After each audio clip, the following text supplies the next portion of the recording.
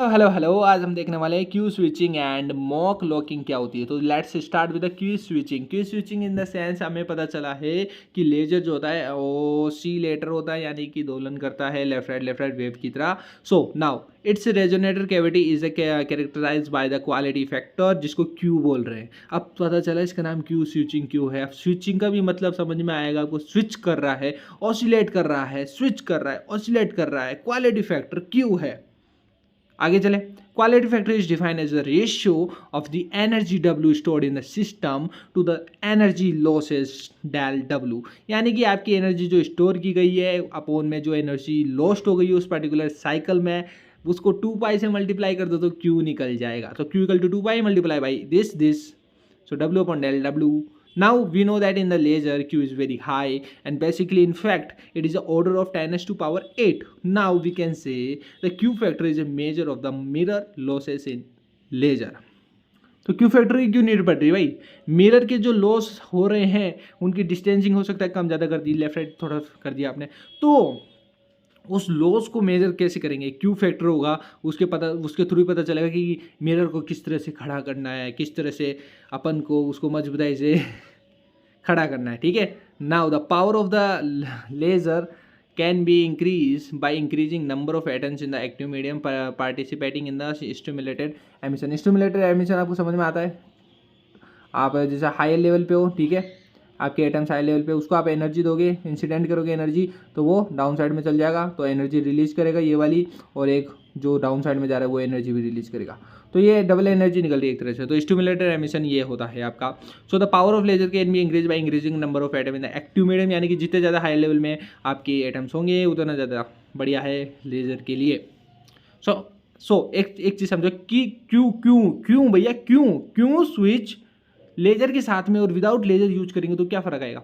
In a laser without a Q switch atoms are excited at the lasing level at the certain rate, oh shit, and the lasing start as soon as the population inversion is created, oh shit. समझ में आया आपको? आया समझ में? नहीं आया? मैं समझाता हूँ। देखो, एटम्स जो बेसिकली टॉप लेवल पे है वहाँ पर अगर अपन विदाउट क्यू स्विच करेंगे तो मिरर्स की व्यवस्था इधर उधर हुए ऑब्वियसली, ठीक है, तो अपन को पता नहीं है, हो सकता है लॉस ज़्यादा हो, तो वहाँ पे पॉपुलेशन इन्वर्जन हो जाएगा, क्योंकि ये डायरेक्ट ग्राउंड लेवल पे ना आके हो सकता है मेटा स्टेबल लेवल पे आ जाए। ठीक है, ये एटम्स, और यहाँ पर 10⁻³ सेकंड तक रुकते हैं, यहाँ पर 10⁻⁹, तो यहाँ काफ़ी टाइम तक रुक जाएंगे, तो इससे क्या होगा? पॉपुलेशन इन्वर्जन हो जाएगा यहाँ पर, तो which is not good. Okay, but in other way, in a laser with a Q switch क्या हो रहा है? The feedback which helps in establishing the population inversion is blocked. तो आपको एक फीडबैक मिलता है जो आपको हेल्प करता है to establish the population inversion is blocked. Thus as long as switch is on there is no lasing. तो लेजिंग कब तक नहीं होगी? जब तक स्विच ऑन है। तो स्विच को ऑन रखने का, क्यू को यूज करने का, that is your Q switching. Now next view our topic is mode locking. आ जाओ। Now what is guys mode locking? Mode locking ऐसी अनोदर टेक्निक है जो आपको हाई पावर प्रोड्यूस करने में मदद करता है ताकि लेजर ज़्यादा से ज़्यादा निकले, क्योंकि अपन लेजर का टॉपिक पढ़ रहे तो लेजर के ऊपर ही बात होगी ऑब्वियसली, एंड वो शॉर्ट ड्यूरेशन में होना चाहिए, शॉर्ट ड्यूरेशन पल्स होनी चाहिए। सो single mode operation can be achieved by forcing random mode to the oscillate in the phase so that it produces pulse of the short duration, the high gain and short duration कब हो सकता है? जब आप एक random mode use करो to उसको oscillate करने के लिए पर्टिकुलर फेज में।